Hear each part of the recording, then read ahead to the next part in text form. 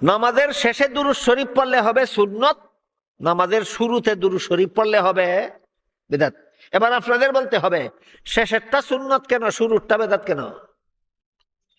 নামাজের শেষে দুরূদ সুন্নত কেন? নবীর তরিকায় আছে এই জন্য সুন্নত। নামাজের শুরুতে দুরূদ শরীফ পড়লে বিদআত কেন? নবীর তরিকায় নাই এই জন্য বিদআত। কথাটা কি বুঝতে পারলেন? অনুরূপ ভাবে যেমন ভাবে নামাজের শেষে দুরূদ পড়লে সুন্নত, শুরুতে নবীর তরিকায় নাই পড়লে হবে বিদআত, তেমনি ভাবে আযান শেষ করার পরে দুরূদ শরীফ পড়া নবীর তরিকায় আছে, পড়লে হবে সুন্নত। আযান শুরু করার আগে দুরূদ শরীফ পড়া নবীর তরিকায় নাই। এবার আপনারাই বলুন পড়লে কি হবে?